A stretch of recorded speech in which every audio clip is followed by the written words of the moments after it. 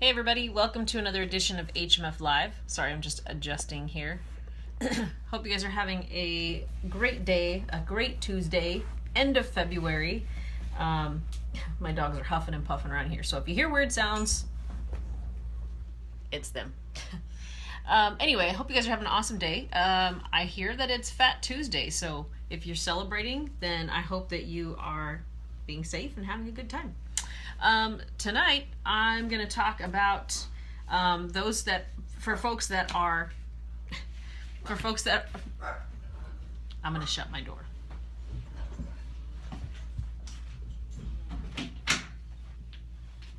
Sorry about that. The joys of having dogs when it's playtime at dinner. So, okay, so I'm going to talk about people who are underweight and tips. Well, first of all, talk about some potential issues or dangers of being underweight, and then also some tips to help you gain weight in a healthy way. Because, believe it or not everybody is out to lose weight. Now, I know that was my particular story, and I will say a majority of the people that I work with, their goal is to lose weight. But I also know that there are a population of folks out there who would love to figure out a way to gain weight and to do it in a healthy way, not just like eating Pop-Tarts and McDonald's and all the really crummy foods that, even if you do gain weight, make you feel shitty, quite frankly. So I just want to also put out there too that I think it's important, and I say this from experience too, when it comes to people who are thin naturally or have a hard time gaining weight, the body shaming can happen both ways. So bear with me for a minute. This is a little bit of a sidetrack soapbox. But body shaming really shouldn't happen regardless of whether you are bigger or smaller. Because I know that, and I know that I've experienced body shaming on the end. And I know that friends and family don't necessarily mean to try and shame me, I guess. I don't allow them to make me feel that way, even though their comments sometimes can be inappropriate. But when you hear that, like, it used to be, well, I'll give you an example. When I was a kid, my grandpa, bless his heart, used to tell me that I was growing out, not up, because I was a chubby kid and I was overweight most of my life. Now that I have lost so much weight and I'm maintaining about right in the same area for the most part, I see other family members and it's like, you've got to stop losing weight. Are you sick? What's wrong with you? Why do you keep losing weight? You need to stop. Well, no, I'm not going to stop living a healthy life. And I actually haven't lost any weight from, in between visits. So I want to just put this out there for those of you maybe who are heavier and you look at a thin person who might be naturally thin and having a hard time gaining weight. Don't body shame them, things like that. I know I used to call thin people like, oh, you skinny bitch. Or I just, things like that. Cause you kind of wish that maybe you were thin. Oh, I wish I had that problem. Well, believe me, they probably don't wish they had that problem. And so just as there are dangers to being overweight, there are dangers to being underweight. So I'm going to talk a little bit about some of those issues and some of the potential dangers. And then I'm also at the very end, I'll give you some tips on how you can gain weight in a healthy way. And then I'm also going to preface this with saying that I got a lot of this information from the Model Health Show. And so, but I've kind of boiled it down. That episode, which if you decide to go check it out, it's the modelhealthshow.com, episode 87. He goes into much more depth and detail behind a lot of these different reasons, issues, and tips. So I'm going to give you a very condensed kind of overview. If this is something that you are interested in, or if it's something that you struggle with, I strongly suggest that you go check out either the website and the transcription of that podcast, or go check out the podcast and get the full enchilada, if you will. Okay, so there is a very fine line between being super fit, being really, being thin, and also being unhealthy.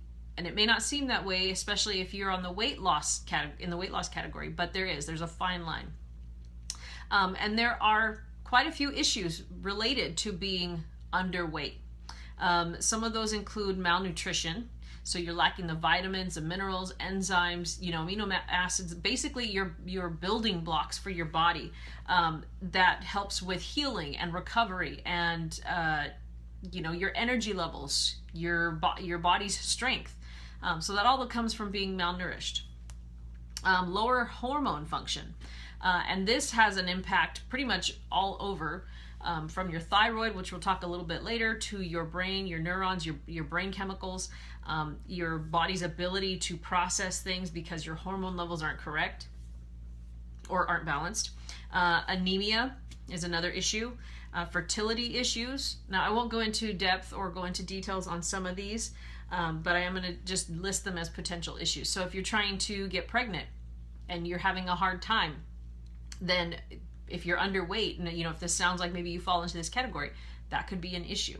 And again, it goes back to hormones really kind of is the underlying tone for a lot of these issues. If you're underweight, you're having issues with your hormone levels, that's going to impact things like fertility. Poor liver function. And I mean, that one just has all kinds of issues wrapped up in it.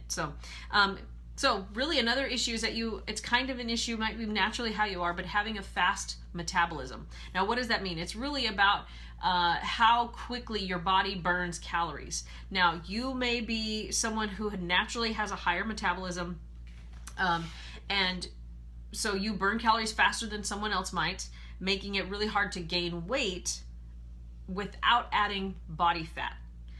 And so that's the thing, is you might be, when you do a lot of like basically junk food carb loading, like the sweets and the deep fried foods and all that kind of stuff.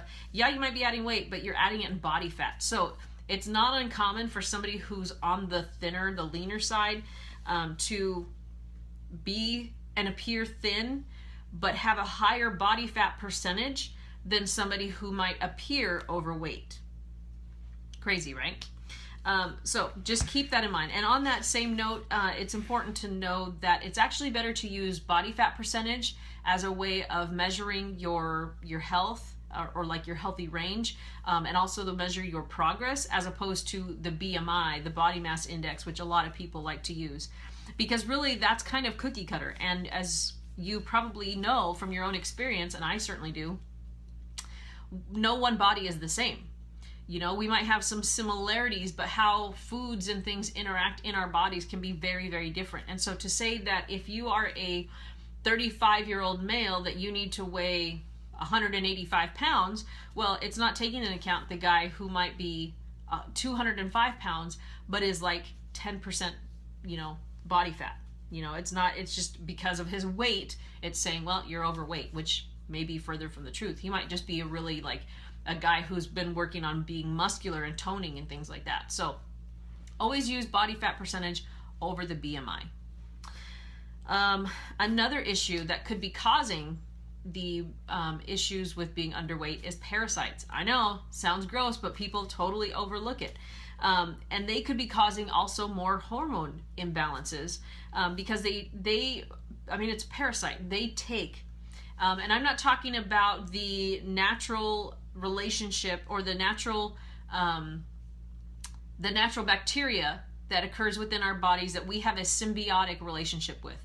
They take care of certain things for us, and we get certain things out of the relationship. It's basically a give-give. With these other types of parasites, they just take. So there's certain foods that basically feeds them and they go crazy. So sugar being a great example of that, trans fats, things like that. So it's very important that, and you can go and have tests run to see if there are parasites. And I think on the show he mentioned something like 3 out of the 4, when he went in to have, I think maybe a liver scan or something, just to have it done, the doctor was surprised that he didn't have parasites, because she sees so many. 3 out of 4 people in the scans that she does have parasites. Freaking gross. But it's a real issue. When we think about our pets, like dogs or cats, they have worms, tapeworms, and they have parasites, and it's causing them to not be able to hold on to weight. Same thing can happen in humans. We just don't think about that. So if you are having trouble, maybe you're not even feeling right, or something something seems off, it is worth going in and getting that scan. I know it might be gross to discover that you might have parasites, but that means you can start taking care of them. And then another issue is gut permeability, or you've also heard leaky gut. And this is becoming a very common problem, unfortunately, especially with what is called SAD, the Standard American Diet. And it's because people are consuming too much fake food, too much processed food, or GMOs, genetically modified organisms in our food. And our bodies just aren't used to dealing and processing with, those types of foods. And it causes a lot of issues. A great example of that is today's wheat, and a lot of people having gluten issues. Probably 5 or 6 decades ago, people didn't have problems with wheat because it wasn't GMO, it was completely natural, it was in its whole natural form, high quality. But over the years, as wheat became used more heavily in just about all foods, gluten, it really got to the point where they had to figure out ways that they could just mass produce it, and they couldn't grow it fast enough under its normal circumstances. So it became modified so that it was easier to produce, and it degraded the quality of the wheat, the seed. And so now we have a lot more food allergy in the world, and not just gluten, but just because of all the processed foods. Now kids have a lot more allergies than they ever used to. When I was a kid, I don't remember really hardly ever hearing about, people having all of these different allergies, and I grew up in the 80s, so I'm sure it was probably more rare. I think maybe peanut allergies were the big thing I remember. But otherwise, there wasn't gluten and dairy and soy and corn and all that stuff. But now we've got so many GMOs in our food and so many just processed foods that aren't even natural. And it's created lots of health issues in our kids and now in young adults, and even some adults now that have started eating that kind of stuff. So those are some of the issues.